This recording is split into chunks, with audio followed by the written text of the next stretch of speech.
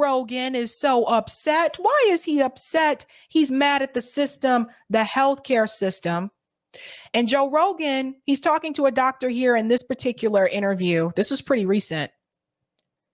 Why are the healthcare costs so high in America? There's a lot of good things said here. Listen to this, and I'll chime in between. The Joe Rogan Experience. And then healthcare. Like, did you see the thing I posted a couple of weeks ago about this bill we got from when Jill was with our middle son in San Diego visiting a friend, and he was sick. So she had to take him to an ER, right? Like our doctor's not there, right? Obviously we live here. So they did like regular chemistry lab on him. That's like about a $12 blood test, and gave him like, I don't know, 250 to 500 cc of IV fluid. That was it. What do you think the bill was? $1,200. I don't remember it because I'd have to look at the post I put up. I think the bill was $6,000, of which we owed $2,000. Isn't that insane? This is the cost of healthcare in this country. If you talk to people that work for some of these pharma companies, and they can tell you how much it costs to make prescription drugs that a lot of people in this country heavily depend on, and the cost that they actually charge for those prescription drugs, these pharma companies are ripping people off left and right. And it's not just that, it's also the hospital here. What did he tell you about the bill? The bill was $6,000. They owed $2,000. And that's with health insurance. They've been ripping off the American people for years. That's insane. That's problematic. That's a real problem. Yeah, it might have been more than that. $6,000 bill, our insurance somehow picked up maybe $3,500. We were stuck with $2,500. Now, juxtapose that with the following fact. Fewer than 50% of Americans today, if given 24 hours, can produce $2,500 in cash. Jesus Christ. So when we say healthcare is the leading cause of personal bankruptcy, it's the first, second, third, fourth, fifth. Like there's nothing else matters besides healthcare when it comes to personal bankruptcy. Right, because and there's student debt as well, but remember you can't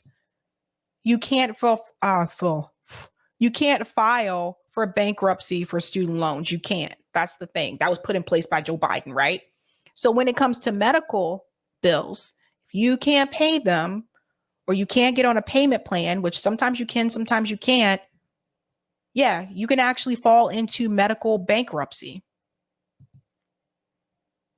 I mean, this does infuriate me to no end. Like I sometimes think, like, is there any other problem I would ever be interested to devoting my full attention to besides the problem I work on now?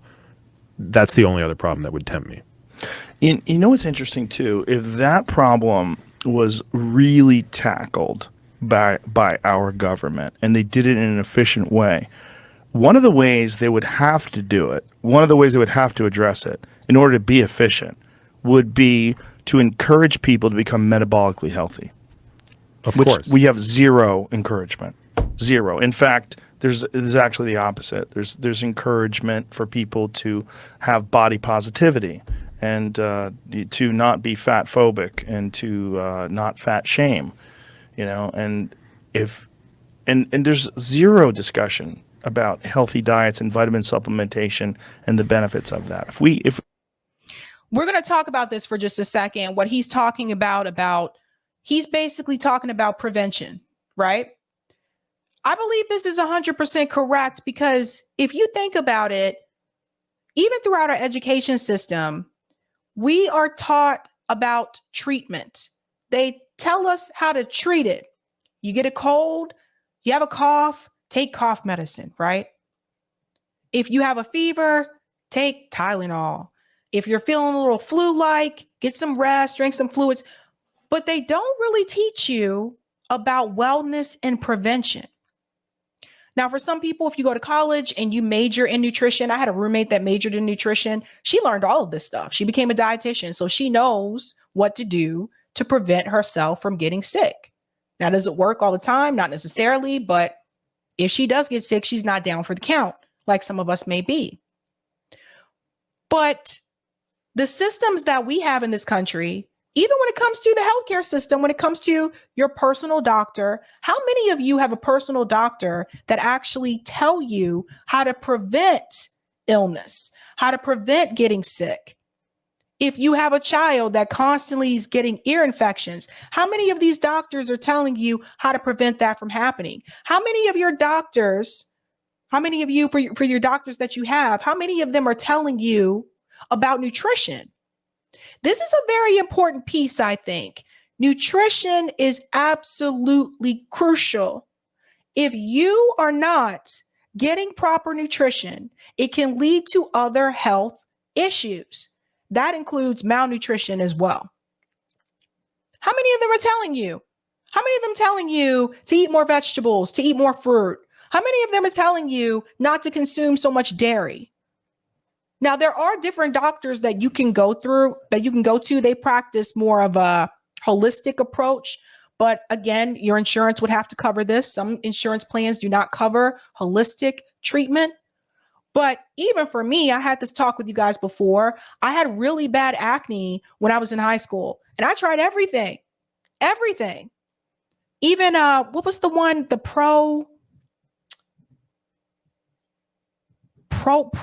I can't remember the name of it. Shoot. Proactive. That was the name. Even that one. And I thought that was going to be the one that was going to cure it for me. Worked for 3 months. Acne came right back. That was a constant cycle that I went through when I was in high school. It wasn't until I found a holistic doctor who treats acne through the means of nutrition. And that is what helped me.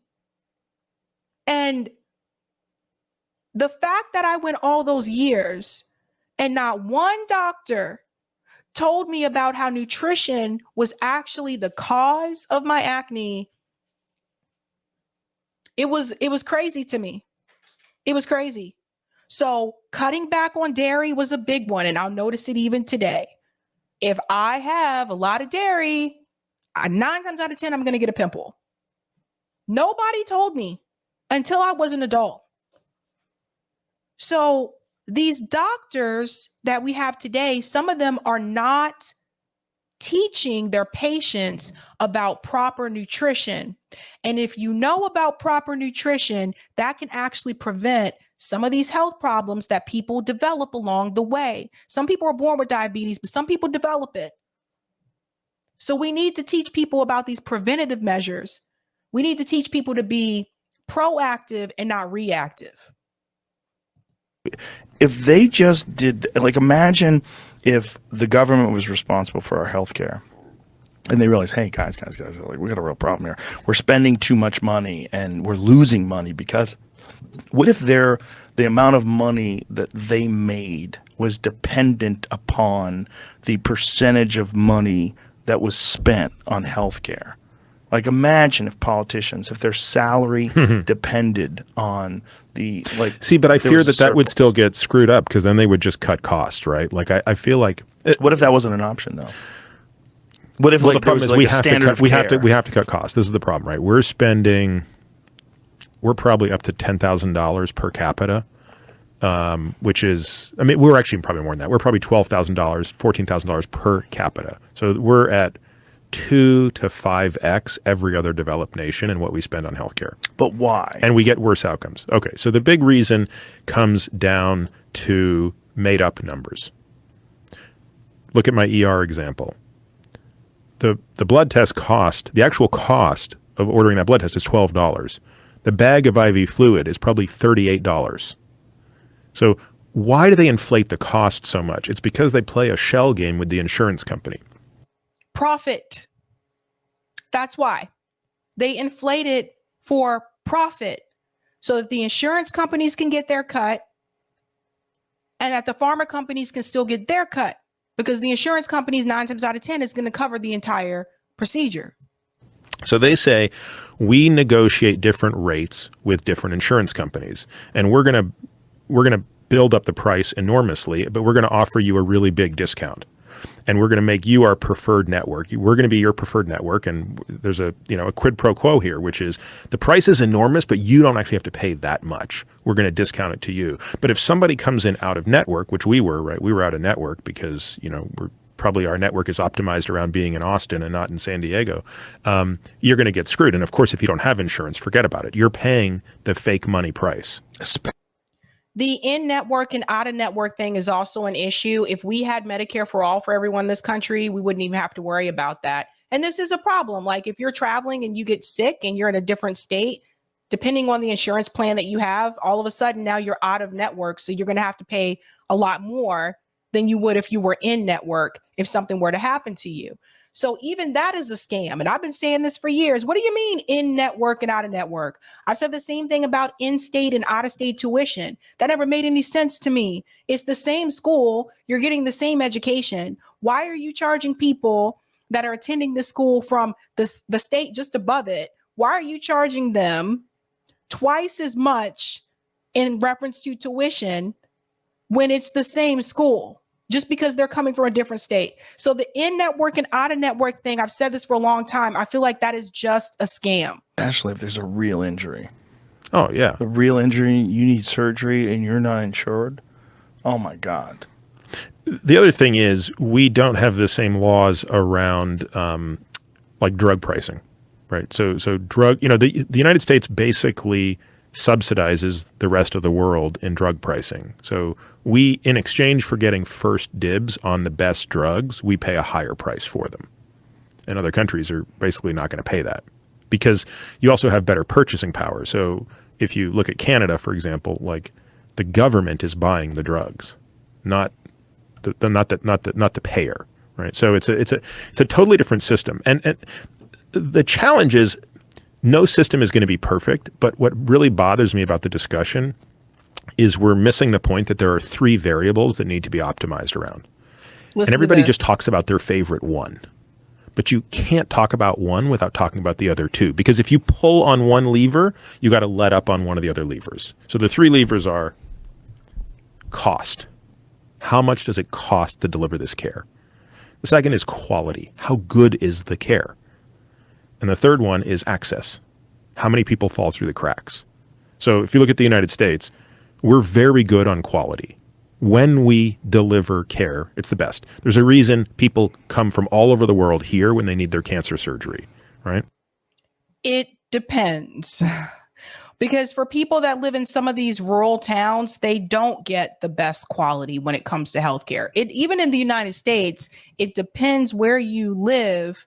That actually determines whether or not you are getting that best quality of healthcare. So it really does depend. Like, let's be real about it. We are certainly at or above the best for everything that would be done in medicine. On cost, we are absolutely the worst. There's literally no country that pays more than we do for a given service. Wow. And on access, we're horrible for a developed nation. Horrible, right? The On number cost, like what is the difference between, like, say, United States and Canada? Yeah. 2.5x, I would bet. Wow. Maybe 3x. Wow. Yeah. And then you can look at a country like Cuba, and you would need to know that they live longer than Americans. So they have a longer lifespan. And they have healthcare for everyone. So even though the quality of their healthcare may not be the same as the quality in the United States, they're still living longer than Americans because everyone has access to healthcare. That's so crazy. And that's not like a third world country or something like that. Right. Like that's what's So Canada is killing us in cost. They're killing us in access because everybody's covered, Yes. but we have better quality. So you have to. So Right. that's the trade-off. Like, Right. I mean, I do talk about how my mom is getting largely veterinary medicine in Canada.